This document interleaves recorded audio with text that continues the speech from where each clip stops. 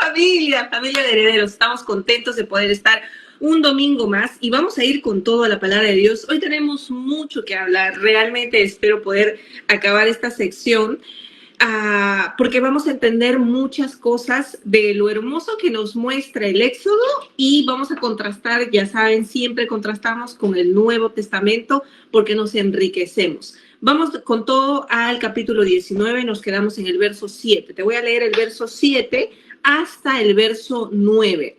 Recuerda que estamos hablando de que el pueblo está en el monte del Sinaí y está a punto de hacer un pacto con Dios, ¿ok? Y esto es muy importante. Dice el verso 7 hasta el verso 9. Entonces vino Moisés y llamó a los ancianos del pueblo y expuso en presencia de ellos todas estas palabras que Jehová había mandado. Y todo el pueblo respondió a una y dijeron: todo lo que Jehová ha dicho, haremos. Y Moisés refirió a Jehová las palabras del pueblo. Entonces Jehová dijo a Moisés: he aquí, yo vengo a ti en una nube espesa para que el pueblo oiga mientras yo hablo contigo, también para que crean para siempre. Y Moisés refirió las palabras del pueblo a Jehová. Vemos aquí, entonces, qué palabras había recibido Moisés de parte de Dios, lo que vemos en los versículos anteriores, que Dios le había dicho que iba a hacer un pacto con el pueblo, que esto era del corazón de Dios que venía para que sean su especial tesoro, y como vimos también la semana pasada, que este pueblo escogido sea de sacerdotes y de gente santa. Esa es la voluntad de Dios. El deseo de Dios es que nosotros seamos su pueblo.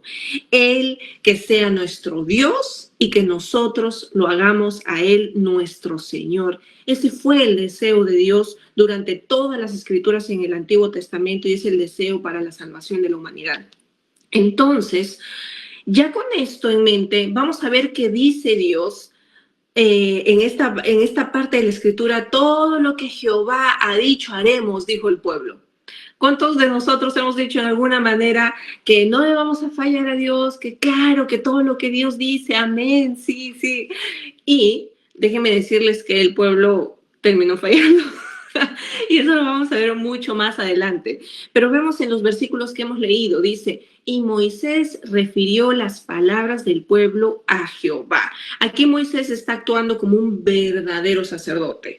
Moisés está escuchando a Dios y trasladándolo al pueblo. Y las necesidades del pueblo, llevándoselo a Dios. Él está como un intermediario. Está entre Dios y el pueblo. Y eso es lo que hace el sacerdote. Ese es el trabajo del sacerdote. Ahora, es interesante porque aquí vemos que Dios está hablando audiblemente, o sea, con una voz audible a Moisés. Pero dice la escritura, y lo hemos leído hace un momentito, para que el pueblo oiga mientras yo hablo contigo, dice. Y esto era, Dios lo está haciendo de esta forma para que todo el pueblo sepa que era Dios realmente que estaba hablando con Moisés. Y esto es interesante, esto es realmente impactante y vamos a ir viendo cómo se desarrolla la historia. Ahora, esto queda aquí, pero va a empezar a suceder algo que es necesario para estar dentro de la presencia de Dios en el contexto del antiguo pacto. Recuerda que este es el primer pacto que Dios está estableciendo con Moisés y el pueblo. Está diciendo: antes yo de entregarte las leyes, antes de entregarte los decretos, quiero hacer un pacto contigo. Y para hacer este pacto necesitas de mi presencia. Ahora, para que el pueblo pueda tener la presencia de Dios en ese monte, en el monte de Sinaí, era bastante lleno de rituales. Definitivamente Dios, por el bien del pueblo, tenía que establecer ciertas reglas. Porque, familia, hasta el contexto del Antiguo Testamento, en el monte de Sinaí, que estamos en el capítulo 19 del Éxodo, la gente no podía tener la presencia de Dios en ellos.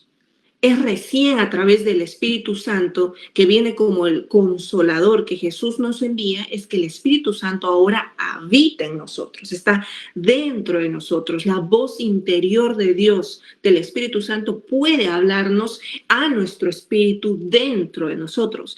Pero eso no podía suceder en el Antiguo Pacto, en el momento donde el pueblo está aquí en el monte de Sinaí. Así que, si Dios se presentaba, así, a ver, ya llegué, aquí estoy, la gente, tan solo ver la presencia de Dios, caía muerta. O sea, definitivamente todo aquel que lo hubiera podido ver o oír hubiera caído muerto. Por eso es que Dios usa este sistema y va a crear este sistema donde va a haber un representante, que es el sacerdote, para que hable con él y este sacerdote pueda llevar el mensaje al pueblo. Este sistema va a funcionar para el antiguo pacto. Ahora, tanto el pueblo como el sacerdote necesitaban estar cubiertos, porque repito una vez más, dice Dios que Él va a venir como una nube espesa. Y esta simbología de esa nube espesa es abrumadora. ¿Alguna vez han estado en tormentas de climas? O sea, por ejemplo, en la nieve, no sé si alguno habrá tenido la experiencia de estar en una tormenta de nieve, es horrible. No ves nada, es horrible. Ahora, si tú no has tenido experiencia de estar en tormenta de nieve, donde todo es blanco y no ves nada, quizás has tenido la experiencia de estar en un lugar lleno de arena. Por ejemplo, en el sur del Perú, nosotros si vamos a Ica o a esos lugares donde hay mucha arena, y tú te subes a esos carritos, esas motos y empiezas a arrancar toda la polvadera de la arena y todo eso te cubre. O sea, es una nube espesa que se forma.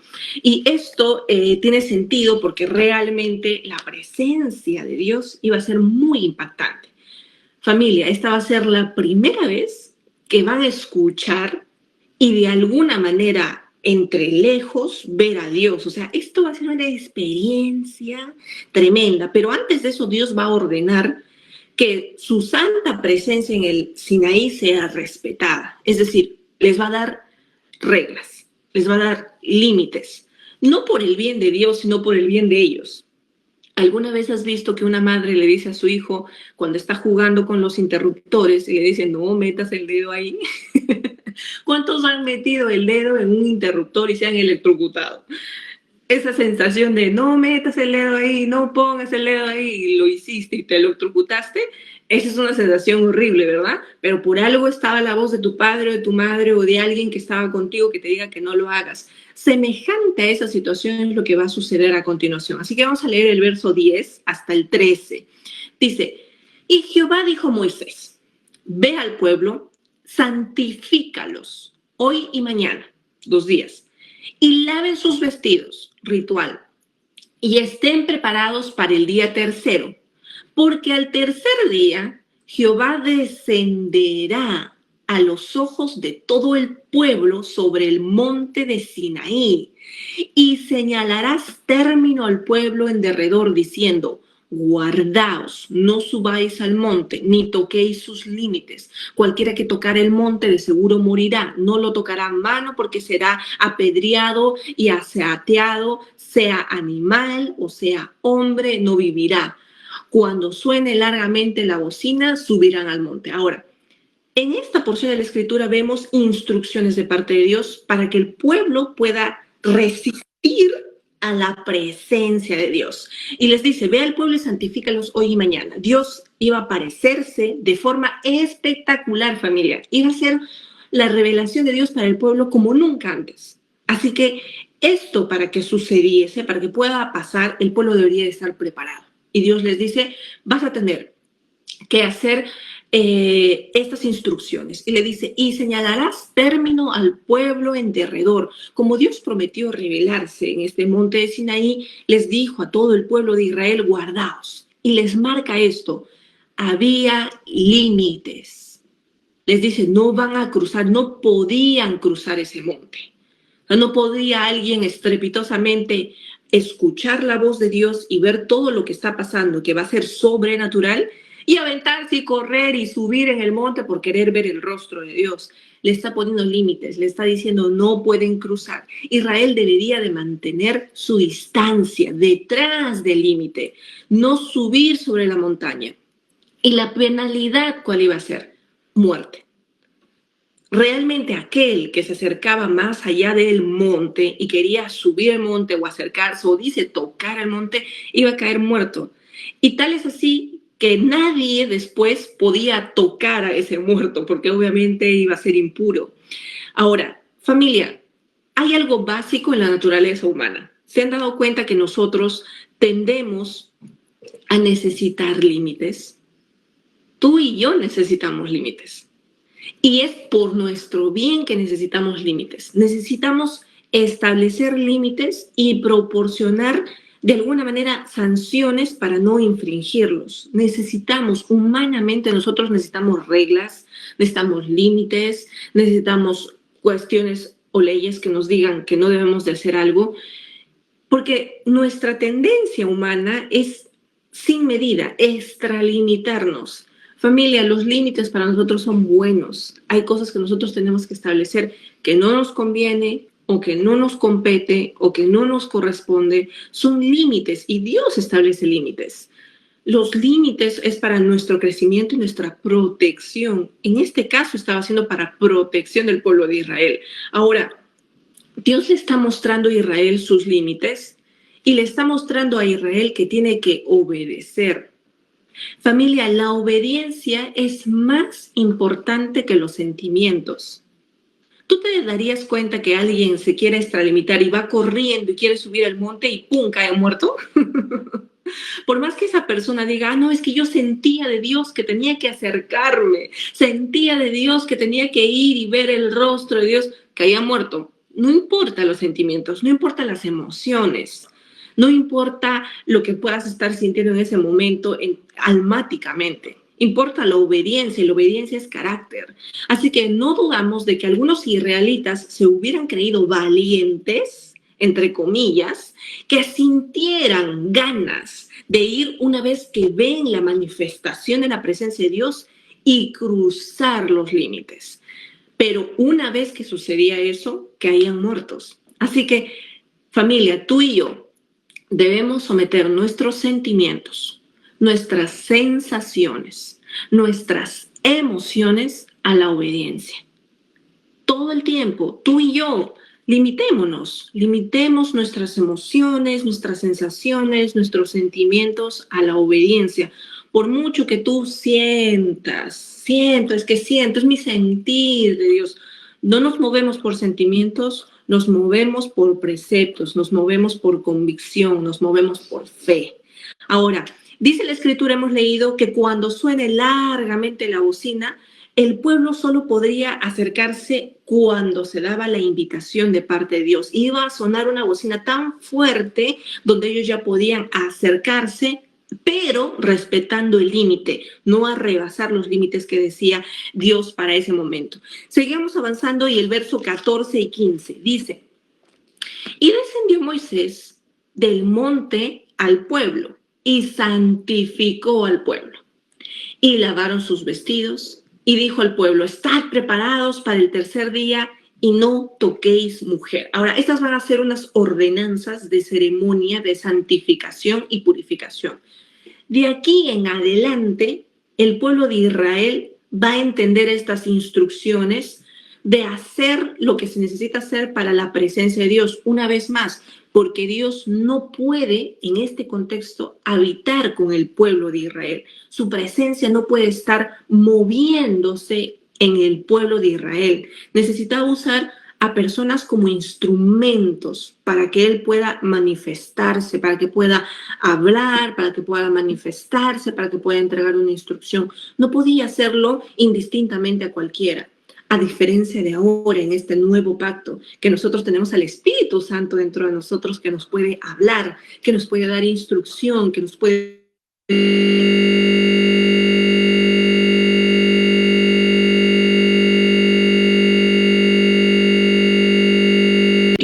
El pueblo inmediatamente prepara todo lo necesario para ver esta revelación de Dios, porque esto va a ser único.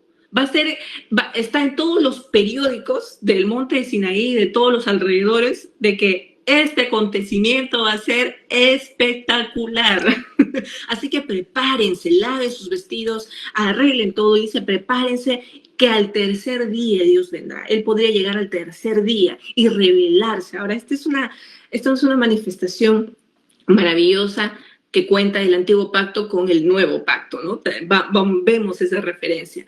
Y dice en una última descripción, y no toquéis mujer. Eso le ordena a los hombres. Ahora, En el resto de las escrituras no se enseña que haya una impureza necesariamente de las relaciones sexuales, sino que Dios empieza a establecer un estándar de obediencia para el pueblo de Israel. En esta situación Dios quiere que el pueblo empiece a demostrar su deseo de santificación, de pureza. Recuerdan, el pacto es que ustedes sean mis sacerdotes, un reino de sacerdocio y gente santa. Entonces los está empezando a preparar en eso.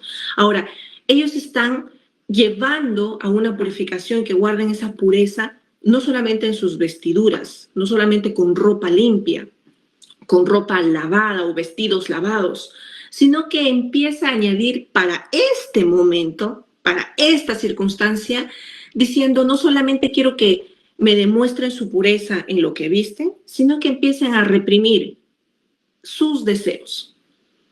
Y les dice, hombres no van a tocar a su mujer, no la van a tocar, hasta el tercer día no la van a tocar.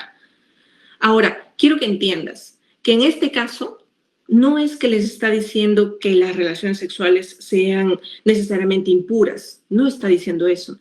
Le está diciendo al pueblo de Israel que los está preparando para ser gente santa, que incluso empiecen a entrenarse a reprimir sus deseos que son legítimos. Deseos que están bien, deseos que son legítimos dentro de su matrimonio, pero que empiecen a reprimirlos. ¿Para qué? Para que ellos puedan recibir de la plenitud de la presencia de Dios. ¿Te das cuenta, por un lado, los sentimientos y emociones, que tú puedas respetar los límites, y por otro lado, reprimir tus deseos, incluso los deseos que te son permitidos, que te son lícitos, genuinos de parte de la voluntad de Dios, para que puedas apartarte para esta presencia de Dios? Esto es interesante. O sea, Dios le está diciendo, realmente quiero que en estos 3 días, al tercer día que me apareceré, ustedes estén dedicados a mí, que sean mi pueblo. Y esa va a ser la característica y la imagen que vamos a mandar a las demás naciones, que yo escogí a mi pueblo, que santifiqué a mi pueblo y que ese pueblo me eligió a mí. Ese es el mensaje de Dios. Dios en todo el Antiguo Testamento muestra vez tras vez que Él quiere un pueblo santo y quiere que ese pueblo lo adore, quiere que ese pueblo lo elija, quiere que ese pueblo sea llamado pueblo suyo. Y esto es interesante porque este es un mensaje para lo que va a venir ahora después en Cristo Jesús. Esto no significa que esto sea una regla, mucho menos para la iglesia, de que ahora tú digas, bueno, entonces no voy a tocar a mi mujer si eres casado. Pero está mostrando la intención de Dios para ese momento, porque quería escogerlos y que la presencia de Dios pueda caer sobre ese monte. Vamos a seguir avanzando, verso 16, y te voy a leer ya. Este es el momento del tercer día y donde viene la presencia. Esto está heavy, esto está fuerte. Quiero que anotes todo lo necesario. Verso 16, y te voy a leer hasta el verso 19. Se le llama la terrible presencia de Dios. Ya no vas a entender por qué la terrible. Tú dirías, ¿cómo que terrible, Mary? Sería la maravillosa presencia de Dios, porque tú y yo estamos acostumbrados a decir, sí, en la mañana estuve orando, en la madrugada, y estuve en la hermosa presencia de Dios, porque tú y yo tenemos otro contexto de disfrutar de la presencia de Dios. Fíjate cómo fue la primera manifestación de la presencia de Dios en el monte de Sinaí para todo el pueblo de Israel. Mira, dice, verso 16, aconteció que al tercer día, ya estamos en el tercer día, cuando vino la mañana, vinieron, subráyalo, truenos, relámpagos, subráyalo, y espesa nube sobre el monte, subráyalo, y sonido de bocina muy fuerte, subráyalo, y se estremeció todo el pueblo que estaba en el campamento. Entonces tú dices, ¿qué? O sea, he estado aquí lavando mis vestidos, santificándome, purificándome bien, y fue un trueno, un relámpago, una nube espesa y un sonido de bocina fuerte, y dice que el pueblo tuvo miedo y se estremeció. Seguimos leyendo. Y Moisés sacó del campamento al pueblo, o sea, dijo, salgan todos de su casa, a ver, salgan del campamento, vamos afuera, y el pueblo, no, me quiero quedar aquí debajo de mi cama. Saca al pueblo para recibir a Dios, porque Dios está llegando, es como el padre que está llegando a casa. Y dice, y se detuvieron al pie del monte, el límite, recuerden. Todo el monte de Sinaí humeaba, señálalo, subráyalo, humeaba, para que humee, ¿qué tiene que haber? Fuego, ¿verdad? Humeaba, porque Jehová había descendido sobre él en fuego. Imagínate todo el monte de Sinaí en un fuego, pero no un fuego de incendio como nosotros conocemos, pero sí con esa característica de fuego ardiendo. Subráyalo, en fuego. Y el humo subía como el humo de un horno. O sea, esa humadera que había alrededor, subráyalo, humo de un horno, subráyalo. Y todo el monte se estremecía en gran manera, como no, si yo de leerlo nomás. Y dice, y el sonido de la bocina iba aumentando en extremo. Yo no sé si tú has estado en algún momento cuando existe un terremoto, un temblor, un sismo o una alerta de tsunami y empiezan a sonar las bocinas de la ciudad, las alertas, las emergencias o de tu celular cuando te alerta y suena, ya, imagínate todo ese escándalo. Y dice, y la bocina iba en aumento en extremo. Moisés hablaba y Dios le respondía, última subrayada, con voz tronante. ¡Wow! Acabamos de leer truenos, relámpagos y nube espesa, entre otros. Estas señales de poder y gloria indicaban la presencia de Dios, definitivamente. Todo el entorno hablaba de la presencia de Dios, pero en un sentido un poco aterrador. O sea, muy imponente la presencia de Dios. Yo no sé si tú has estado o vivido en una ciudad donde generalmente en ciertas estaciones del año hay lluvias. Sé que hay algunas ciudades donde jamás llueve o si llueve, llueve muy poco, pero hay otras ciudades donde las lluvias son con truenos y relámpagos, donde realmente sientes que el cielo se te va a caer abajo. Yo no sé si tú habrás experimentado eso, yo he tenido algunas experiencias de eso, donde los truenos y los relámpagos están, y de verdad, familia, si tú lo sabes, tienes esta experiencia, sabes de lo que te hablo. El cielo suena y sientes que hasta temblor en la tierra por todo el sonido del cielo. Ahora, imagínate que el cielo está sonando y que hay un terremoto en la tierra. O sea, ambas cosas. Es impactante que el cielo truene y que la tierra tiemble. Y encima el ruido de una bocina. Y encima el fuego, porque tus ojos están mirando todo el fuego que está sucediendo. O sea, esto es increíble lo que está viviendo el pueblo de Israel. Dice, y a sonido de bocina muy fuerte. Lo que Israel vio y sintió era todo en conjunto. El trueno, el relámpago, la nube espesa, el humo como de horno y el terremoto. Fue terrible, por eso dice la escritura, terrible en gran manera, o sea, fue un hecho impactante. Yo imagino que si tú estás pensando en la presencia de Dios, que ángeles alrededor, una música de alabanza, no sé, de tu grupo favorito, de tu artista favorito, ministrándote con un piano o una guitarra, y todos en silencio o algunos arrodillados, porque esas son las sensaciones que nosotros tenemos cuando vamos al servicio, en un momento donde estamos recibiendo la palabra de Dios, ¿no? Pero ellos están teniendo esta experiencia. Cada uno de ellos es un fenómeno natural. El relámpago, el trueno, el humo, el incendio, el terremoto, todo esto está pasando como fenómeno natural y aterrador, porque obviamente no son cosas bonitas, ¿verdad? Sin embargo, dice aquí que la bocina iba a ser muy fuerte y esta bocina no salía del campamento, esta bocina venía del mismo cielo, era algo sobrenatural. Y no es de asombrarse que todo el pueblo se estremeció, obviamente todo el pueblo estaba en el campamento, pero estremecidos de la presencia de Dios. Cuando entiendes esta parte de la escritura, vas a saber por qué más adelante el pueblo le dice a Moisés, no queremos hablar con Dios, habla tú. Habla tú, subes y tú nos traes el mensaje. Porque están teniendo esta experiencia vívida en ellos.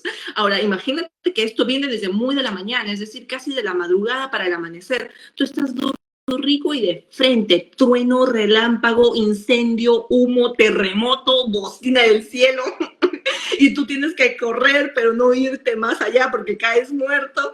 Todo esto está sacudiendo el campamento de Israel. Y dice la escritura, y Moisés sacó del campamento al pueblo para recibir a Dios. Al sonido de esta bocina, Moisés empieza a dirigir a todo el pueblo, les dice, párense hasta el límite de la barrera, párense delante del monte de Sinaí, donde ellos empiezan a ver, empiezan a oler, empiezan a oír, empiezan a ver todas estas cosas, todas estas circunstancias, y empezaron incluso a sentir que la tierra estaba temblando bajo sus pies. Todo estremecía en gran manera.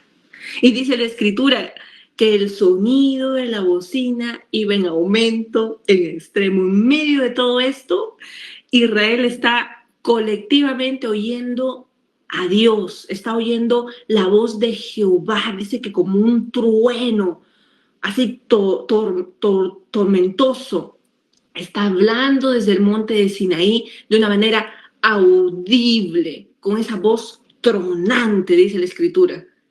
Todo esto está sucediendo. Y el pueblo de Israel está viendo cómo Dios está hablando con Moisés. Y todo esto sucediendo alrededor. Verso 20. Vamos a ver lo que dice el verso 20. Y Moisés sube al monte de Sinaí. Vamos a ver qué es lo que sucede. Y descendió, verso 20. Descendió Jehová sobre el monte de Sinaí, o sea, finalmente después de todo este evento, Dios desciende al monte, en la cumbre, dice, sobre la cumbre del monte, y llama Jehová a Moisés, le dice, ven a la cumbre del monte, y Moisés sube a la cumbre de ese monte. Es interesante cómo las palabras son usadas aquí, dice, y descendió Jehová sobre el monte de Sinaí, sobre la cumbre del monte. Dios vino a esta presencia especial ante Moisés en el monte de Sinaí y estaba listo para encontrarse con Moisés, que iba a ser el representante de toda la nación de Israel. Dios bajó de las alturas. Él vino a buscar a la humanidad, porque el deseo profundo del corazón de Dios es buscar al ser humano, redimir al ser humano. Él es el que nos encuentra, Él es el que nos busca, Él es el que dejó su gloria y toda su majestad y vino y nos buscó. Esto es maravilloso. Y dice la escritura, y Moisés subió. Dios descendió y Moisés subió. Mientras el pueblo estaba temblando de terror al pie del monte de Sinaí, Moisés necesitó valentía para subir a esa cima. Uno de ellos tenía que subir y era Moisés, y necesitó esa valentía para encontrarse con Dios, porque Moisés también está experimentando lo mismo que todos los israelitas. Está viendo, está oliendo el humo, el incendio, o sea, está viendo todo al igual que todos los demás. Moisés necesitó valentía para subir en medio de todos los truenos, relámpagos, terremoto, fuego, humo, todo esto pasando. No sé si alguna vez habrás tenido experiencia cuando empieza a llover y justo ese día lavaste ropa, porque así es la vida. Tú lavas ropa, tienes afuera toda tu ropa en tus casas grandes y ese día llueve, ¿no? Y cuando empieza a ver este trueno, estos relámpagos, alguien de la casa tiene que salir a recoger la ropa. El valiente tiene que salir. No sé si eres tú el valiente, el comisionado, generalmente son los esposos. Sal, o a veces las esposas, sal, tú recoges la ropa, tú anda. Así que Moisés es aquel que con valentía tiene que, a pesar de todo lo que está mirando, va y sube al monte donde Dios lo está llamando. Ahora, Esto es asombroso porque Moisés conocía a Dios. Él ya había tenido un encuentro con Dios. No solamente de maravilla y de su presencia, él ya lo conocía en términos de misericordia, de bondad, de llevar la palabra de Dios. Pero ahora está conociendo a la presencia de Dios con esa autoridad tan grande que lo va a usar a él como instrumento para mostrar todo lo que recibe de Dios para el pueblo. Y vamos a seguir leyendo verso 21 al 25 y dice, vamos a ver aquí que Moisés baja y va a advertir al pueblo acerca de respetar la santidad de Dios. Y dice, verso 21 y te voy a leer hasta el 25. Y Jehová dijo a Moisés, desciende, ordena al pueblo que no traspase los límites para ver a Jehová, porque caerá multitud de ellos. Y también que se santifiquen los sacerdotes que se acercan a Jehová, para que Jehová no haga en ellos estrago. Moisés dijo a Jehová, el pueblo no podrá subir al monte Sinaí, porque tú nos has mandado diciendo, señala límites al monte y santifícalo. Y Jehová le dijo, ve, desciende y subirás tú, y Aarón contigo. Mas los sacerdotes y el pueblo no traspasen el límite para subir a Jehová, no sea que haga en ellos estrago.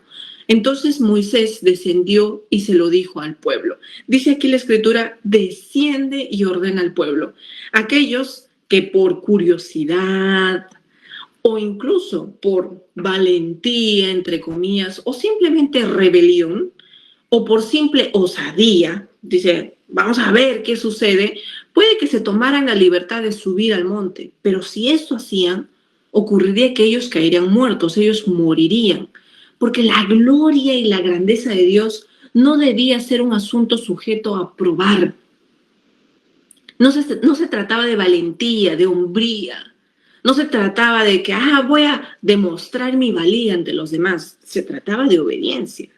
Y la gente que no tenía la autorización para subir tenía que quedarse en obediencia, incluso si eran sacerdotes que estaban siendo entrenados para eso, y el mismo pueblo.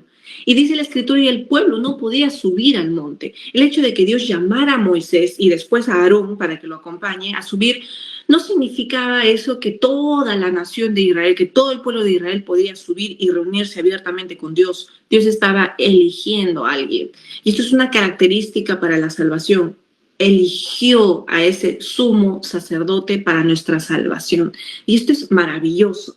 Ahora, dice las escrituras que más los sacerdotes y el pueblo no traspasen estos límites para subir a Jehová. Ahora, vemos que esta es la idea del monte de Sinaí.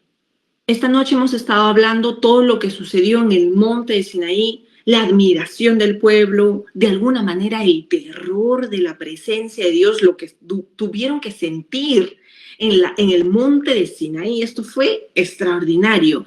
Y ahora es fácil pensar que ellos, a partir de esa experiencia, ellos deberían de haber vivido en una profunda vida o un estilo de vida de santidad. Familia, están experimentando truenos, terremoto, fuego, la voz truenosa de Dios, y todo esto claramente debió haber calado en sus corazones para decir, yo quiero vivir una vida santa, porque si yo traspaso el límite caigo muerto, si no obedezco caigo muerto. O sea, la presencia de Dios es tan majestuosa. Pero ¿sabes qué?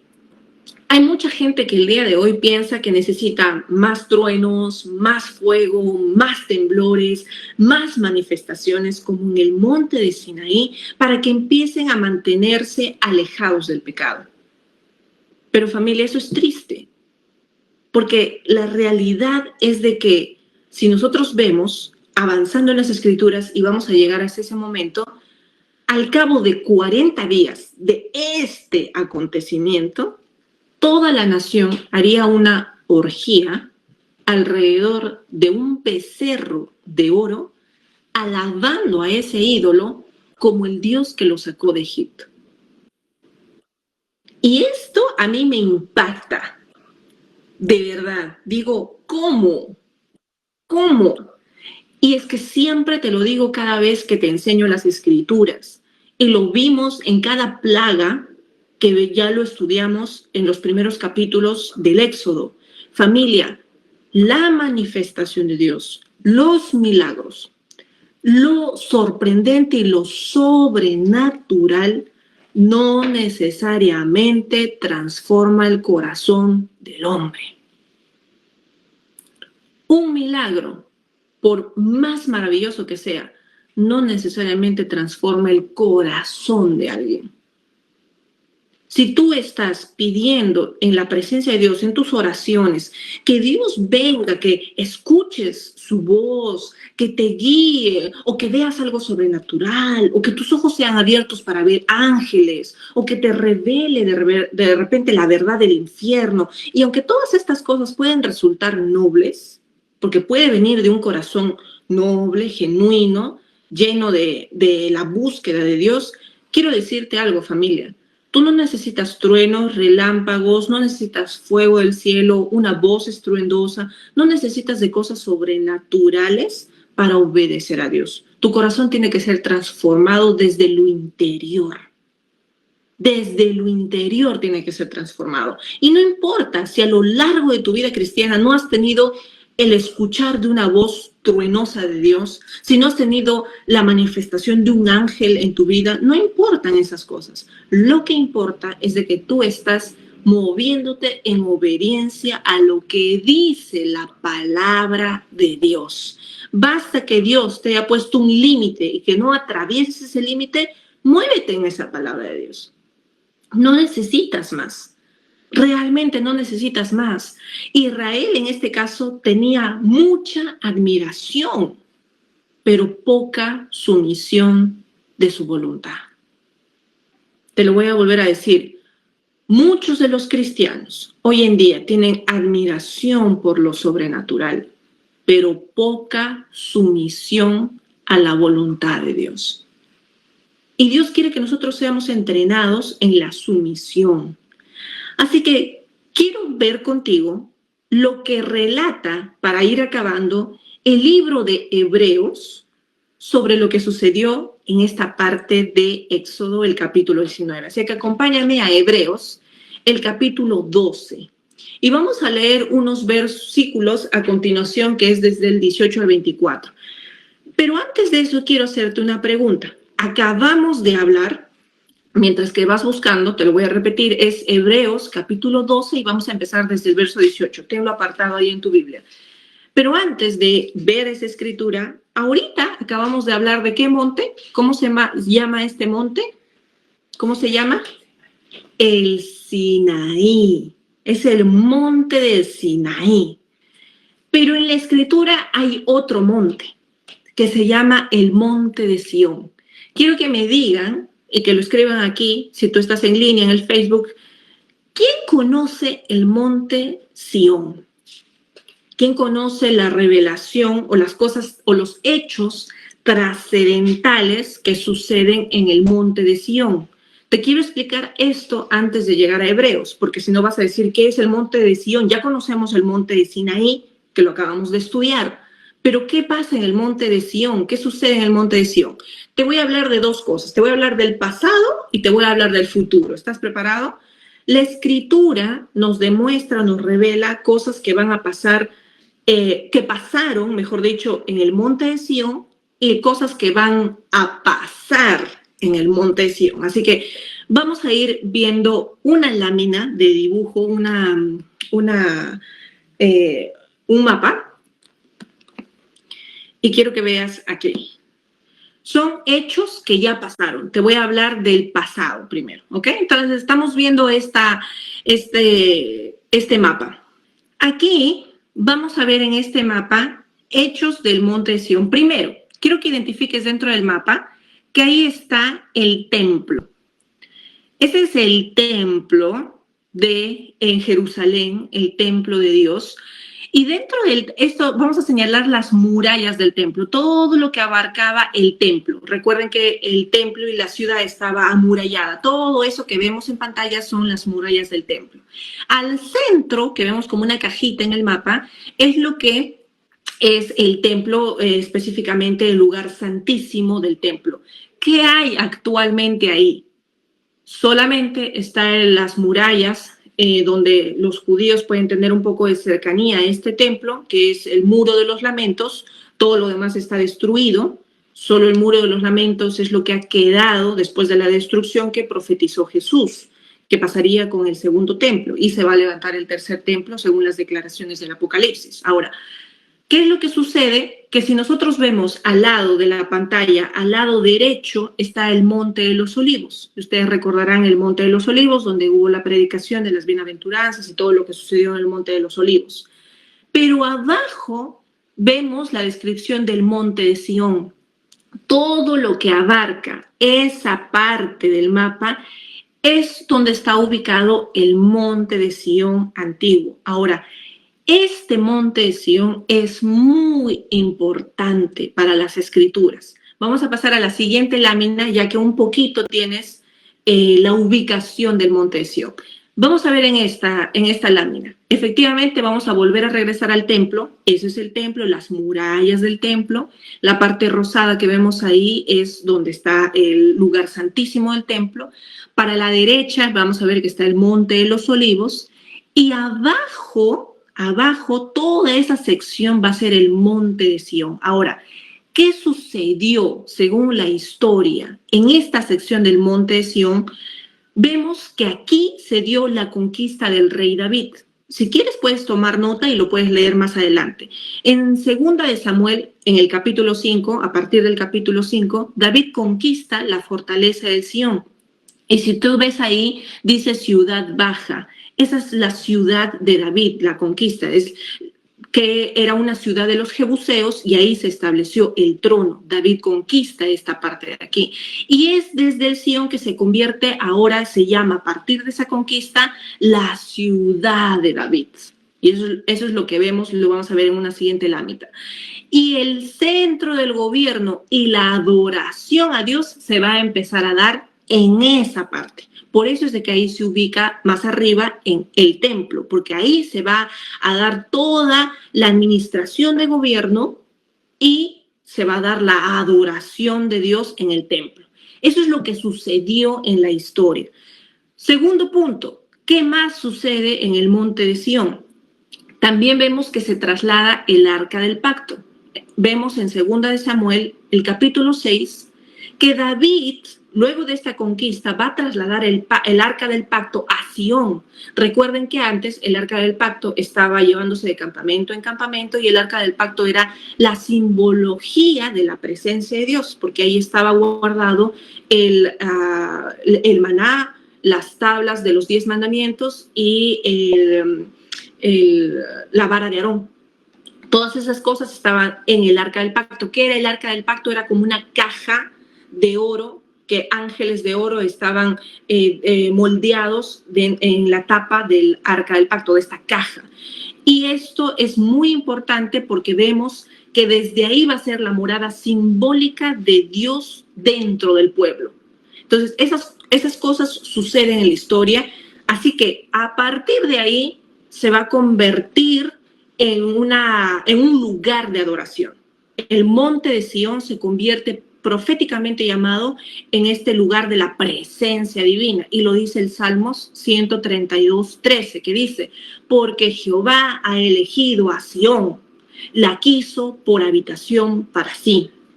Este salmo da cumplimiento a esta profecía que estaba dicha para que David pueda conquistar esta ciudad, y ahí se coloque el Arca del Pacto. Ahora, pasamos a la siguiente lámina. ¿Qué más sucedió? Todo eso sucedió en el Antiguo Testamento, pero también sucedió algo importante en el Nuevo Testamento. Vemos en esta lámina, volvemos a situarnos en la ubicación. Vemos dónde están las murallas del templo, vemos ahí al centro esa cajita dorada que vemos ahí, que ese es el lugar santísimo. Vemos para atrás que está el Monte de los Olivos, ahí señalamos, vemos esos arbolitos verdes, ya ese es el Monte de los Olivos. Y cuando avanzamos, la parte verde dice la ciudad de David actual. Esa es la parte que te hablé, en la que se puso el arca y el gobierno empieza a regir desde ahí. Pero al costado de la ciudad de David sucede algo maravilloso y lo ves ahí. En el Monte de Sión se da la última cena. Y eso es algo maravilloso, porque esta ubicación, ya cuando Jesús, en el tiempo de Jesús, en esa parte del monte de Sión se da lo que se llama la última cena con sus apóstoles. Y esto lo conecta a Jesús con sus apóstoles en esta última cena, donde ya sabemos que después de esa última cena él es arrestado, y luego de ser arrestado en el Getsemaní es llevado ya a Jerusalén, a la ciudad, para que sea crucificado después. Entonces, todo esto vemos que sucede en el monte de Sión. Ahora entiendes por qué el monte de Sión es importante, tiene una trascendencia histórica. Ahora, te voy a hablar rápidamente, te he hablado del pasado, ahora te voy a hablar del futuro. ¿Qué va a suceder en ese monte? ¿Es importante? Claro que es importante. En este monte de Sión, dice la escritura que va a venir el reino mesiánico. Si tú lo quieres leer, vas a leer Isaías, el capítulo 2, desde el verso 2 hasta el verso 3, que dice: y acontecerá que en los postreros días, que el monte de la casa de Jehová será establecido como cabeza de los montes, porque de Sión saldrá la ley y de Jerusalén la palabra de Jehová. Este pasaje está anunciando los últimos días. Esto es profético, esto va a recién acontecer, esto todavía no ha ocurrido. Y está señalando que esta parte, Sión, va a ser el centro donde Dios va a gobernar a todas las naciones. ¿Qué más sucede? Dice las escrituras en Salmos, el capítulo 2, el verso 6, que Jesús va a reinar desde Sión. Se recuerdan que ahí está la ciudad de David y que Jesús es llamado Hijo de David. Y ahí donde se sentó el trono de David, se sentará un mayor trono, que es el trono de Jesús. Vemos el Salmos 2, verso 6, dice: pero yo he puesto mi rey sobre Sión, mi santo monte. Este es un salmo netamente mesiánico que interpreta que Jesús va a reinar desde Sión en su segunda venida. Esto todavía no ha ocurrido, esto va a ocurrir, por eso es algo profético. Tercera cosa que va a suceder, la redención del pueblo de Dios. Joel, el capítulo 2, el verso 32, sé que estoy yendo rápido, es que quiero solamente ponerte en contexto porque, aunque no es la clase, quiero darte esas semillitas para que lo sepas. Joel, el capítulo 2, el verso 32 dice: y todo aquel que invocar el nombre de Jehová será salvo, porque en el monte de Sión y en Jerusalén habrá salvación. Esto está apuntando a un lugar de salvación que va a ocurrir en los postreros días en el contexto del remanente fiel, que tiene que ver conectado con un cuarto punto que quiero enseñarte, que es la visión de Apocalipsis. Ya te lo hablé un poquito, ya hablamos de Apocalipsis en unas clases pasadas. Si quieres, vuelve a revisar los videos de atrás. Pero Apocalipsis, el capítulo 14, el verso 1 dice: miré, y aquí el Cordero, en pie sobre el monte de Sión, y con él 144,000 que tenían el nombre de su Padre escrito en la frente. Aquí Sión se está hablando, y esto es algo profético, también recién va a ocurrir, que se representa Sión como este lugar de encuentro de Cristo y el pueblo fiel. Aquí Jesús va a venir por segunda vez y va a reinar. Este lugar es un lugar histórico, es un lugar profético, es un lugar maravilloso. Yo estuve ahí. Te invito, si es que tú tienes Instagram, que vayas a mi cuenta de Instagram. Hay un highlight que yo tengo con el nombre de Israel, un highlight que se llama Israel.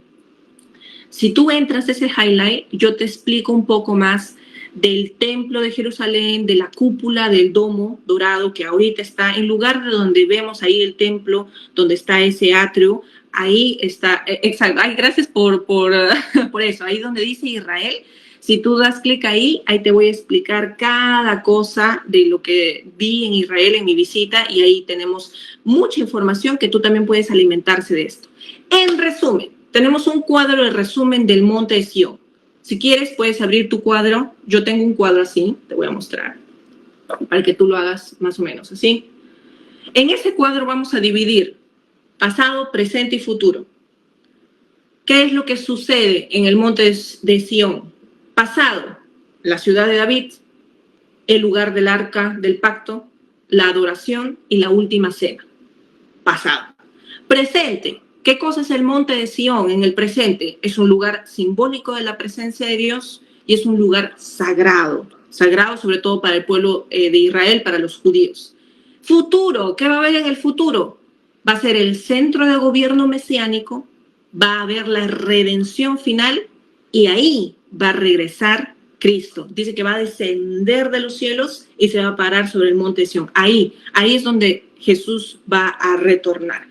Ahora, teniendo en cuenta, ahora sí, las diferencias del Sinaí, que acabamos de leer en Éxodo, y de Sión, que es otro monte, ahora sí estamos listos para terminar esta noche hablando de Hebreos, el capítulo 12. Vamos a leer desde el verso 18, yo te voy a leer hasta acabar Hebreos. Y dice, yo te lo voy a leer en la Reina Valera, ¿ok? ¿Estamos listos? Dice, ustedes no se han acercado al monte que se podía tocar, al fuego encendido, a las tinieblas, a la profunda oscuridad, a la tempestad, al sonido de la trompeta, al estruendo de las palabras de los que le oyeron, rogaron que no se les hablara más porque no podían soportar lo que se mandaba. Si un animal toca el monte, será apedreado. Y tan terrible era aquel espectáculo que Moisés dijo, estoy aterrado y temblando. Dice, ¿todo esto qué monte es? El Sinaí. Es el monte del Sinaí. Hebreos está describiendo todo lo que el pueblo experimentó en el monte del Sinaí. Y mira que dice, por revelación de Dios, que Moisés dijo, estoy aterrado y temblando. ¿Tú te imaginas subiendo a la cumbre diciendo, ay mamita, ¿dónde estoy? Él decía eso, dice, aterrado y temblando estoy. Eso es lo que decía Moisés. Ahora, va a ser el autor de Hebreos, que no sabemos quién es con exactitud, algunos piensan que es Pablo, otros piensan que es Jesucristo, no vamos a entrar en esa discusión esta noche, pero el autor de Hebreos dice, y va a ser una similitud, va a ser ese contraste. Ya habló del monte de Sinaí, ahora va a hablar del monte de Sión, dice, más bien, se han acercado al monte Sión, a la ciudad del Dios vivo, a la Jerusalén celestial, a la reunión de miríadas de ángeles, a la asamblea de los primogénitos que están inscritos en los cielos, a Dios, el juez de todos, a los espíritus de los justos ya hecho perfectos, a Jesús, el mediador del nuevo pacto, a la sangre rociada que habla mejor que la de Abel. Miren que no rechacen al que habla, porque si no escaparon de aquellos que rechazaron al que advertía en la tierra, mucho menos escaparemos nosotros si nos apartamos del que advierte desde los cielos. Su voz estremeció la tierra en aquel entonces y ahora ha prometido diciendo, todavía una vez más estremeceré no solo la tierra, sino también el cielo. La expresión todavía una vez más indica con claridad que será removido lo que puede ser sacudido como las cosas creadas para que permanezca lo que no puede ser sacudido. Así que, habiendo recibido un reino que no puede ser sacudido, retengamos la gracia y mediante ella sirvamos a Dios agradándole con temor y reverencia, porque nuestro Dios es fuego consumidor. El autor de Hebreos está diciendo en esta escritura a todos los creyentes, ustedes no estuvieron en el Sinaí, pero ustedes pueden disfrutar del Sión. Y está haciendo esta gran analogía de ambas cosas, diciendo que el Sinaí habla de temor y terror, mientras que Sión habla de perdón, habla de gracia, habla de herencia. Y esto es lo que trae Jesucristo para nosotros. El Sinaí está en un desierto seco, pero el Sión está en la ciudad del Dios viviente, dice esta escritura. El Sinaí dice que con sus terrores su poder es terrenal, mientras que Sión es el lugar celestial y espiritual, dice esta escritura. En el Sinaí solo Moisés podía ir a encontrarse con Dios.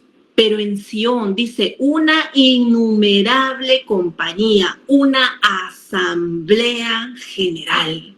En el Sinaí tenía un hombre que verse culpable, se sentía culpable y con temor, mientras que en Sión solo tiene hombres justos, perfeccionados, obviamente por la gracia y la justificación de Jesucristo.